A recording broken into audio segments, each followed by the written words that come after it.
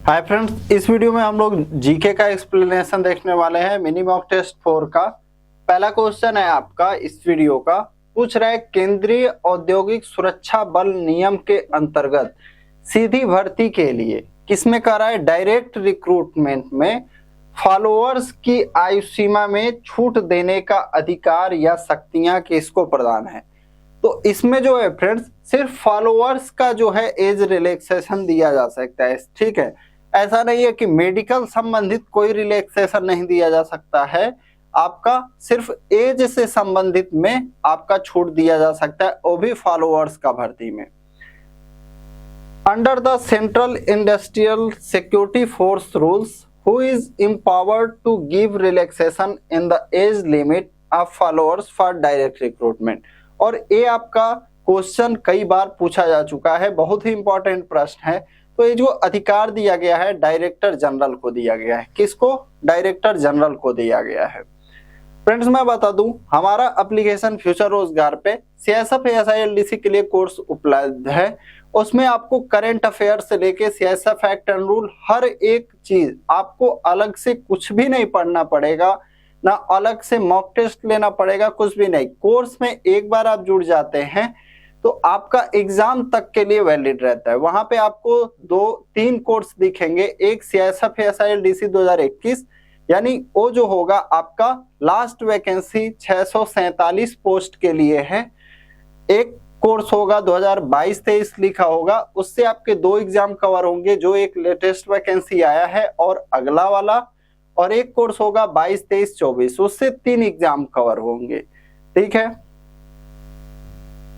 अगला क्वेश्चन है केंद्रीय औद्योगिक सुरक्षा बल अधिनियम के अनुसार बल में नामांकित सदस्य का तात्पर्य क्या है?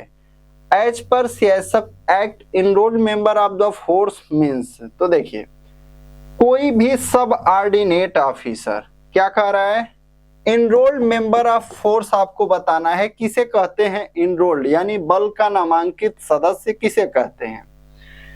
कह रहा है कोई भी सब ऑर्डिनेट ऑफिसर। सब ऑर्डिनेट ऑफिसर में कौन आता है आपका? एएसआई हो गए, एसआई हो गए और इंस्पेक्टर, इसे क्या कहा जाता है? सब ऑर्डिनेट ऑफिसर। अंडर ऑफिसर किसे कहा जाता है? हेड कांस्टेबल को। या फिर कह रहा है बल का कोई दूसरा सदस्य जो अंडर ऑफिसर के नीचे का रैंक का होगा, जैसे जीडी हो गया, ठीक है। कांस्टेबल, क्या कांस्टेबल हो गया। कांस्टेबल में आपका कई हो जाएंगे, फायरमैन, जीडी, फिर आपका कांस्टेबल कुक, कांस्टेबल ड्राइवर, बहुत चीजें आ जाएंगी, ठीक है। अगला क्या कह रहा है, कोई भी सुपरवाइजरी ऑफिसर, कोई भी सबऑर्डिनेट ऑफिसर। तो ये आपका गलत हो जाएगा, कोई भी सुपरवाइजरी ऑफिसर गलत हो जाएगा, कोई सबऑर्डिनेट ऑफिसर, अंडर ऑफिसर, ये तो ठीक है, लेकिन आपका सभी को नहीं शामिल किया गया। अंडर ऑफिसर के नीचे के भी रैंक का हो, जो हमारा परिभाषा दिया गया है इनरोल्ड मेंबर ऑफ फोर्स का, ए वाला परिभाषा है, ठीक है।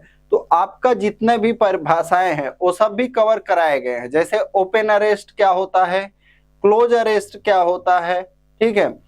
ये सभी चीजें आपको कराई गई हैं, तो आप कोर्स में जरूर जाके देखेंगे, ये सभी चीजें आपको मिल जाएंगी। धारा 8 के अंतर्गत दिए गए एक आदेश से पीड़ित बल के किसी नामांकित सदस्य को आदेश के खिलाफ अपील आदेश की तिथि जिस दिन से संवहित की गई उससे कितने दिन के अंदर होनी चाहिए। तो धारा 8 में दिया गया है कि बल का कोई नामांकित सदस्य है, ठीक है, उसको कितना आदेश मिलने के कितना दिन के अंदर जो है अपील कर सकता है। An appeal against the order to an enrolled member of the force aggrieved by an order made under section 8 must be within how many days from the date on which the order was communicated to him। तो ये कितना दिन होता है? 30 दिन के लिए होता है। विश्व बैंक का मुख्यालय कहाँ पे स्थित है? तो विश्व बैंक का मुख्यालय जो है आपका हेडक्वार्टर से संबंधित क्वेश्चन पूछे गए हैं पिछले वर्षों में। विश्व बैंक का मुख्यालय है जो वाशिंगटन डीसी में है। कहाँ? वाशिंगटन डीसी में। और ये वाशिंगटन डीसी कहाँ है आपका? यूएसए में। भारत में सर्वाधिक कॉफी उत्पादक राज्य कौन सा है? Which is the largest coffee producing state in India? तो आपका क्वेश्चन क्या बनते हैं, जैसे आपको राज्यों से पूछ सकता है कि किस राज्य में क्या चीज अधिक होता है, खनिज से संबंधित पूछ सकता है, कोयला कहाँ पे है, लोहा कहाँ पे है, देश में भी पूछ सकता है, खाद्यान्न किस देश में कोई खाद्यान्न पूछ देगा कि कहाँ पे अधिक होता है, खनिज के बारे में भी पूछ सकता है, किस देश में मान लीजिए तांबा अधिक पाया जाता है, इस तरह के प्रश्न। तो कहाँ पे? कर्नाटक में जो है आपका कॉफी सबसे अधिक होता है। भारतीय रिजर्व बैंक की स्थापना कब हुई थी? When was the Reserve Bank of India established? तो स्थापना कब हुआ था? 1935 में। स्थानीय स्वशासन का जनक किसे कहा जाता है?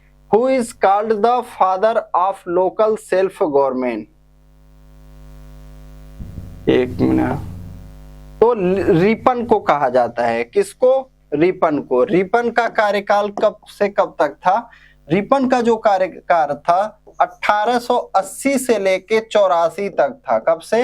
80 से 84। इसके पहले जो है लीटन का कार्यकाल था। क्या? लीटन का। रिपन के समय में और भी कई चीजें हुई। नियमित जनगणना इसके समय में स्टार्ट हुआ। क्या? कंटिन्यू आपका जो है जनगणना स्टार्ट हुआ। फिर प्रथम फैक्ट्री अधिनियम इसके समय में आया। सिविल सेवा का एज को जो है बढ़ा के 19 से 21 वर्ष किया गया। ये सब चीजें इसके समय में हुई थी। तो स्थानीय स्वशासन का जनक किसे कहा जाता है? रिपन को।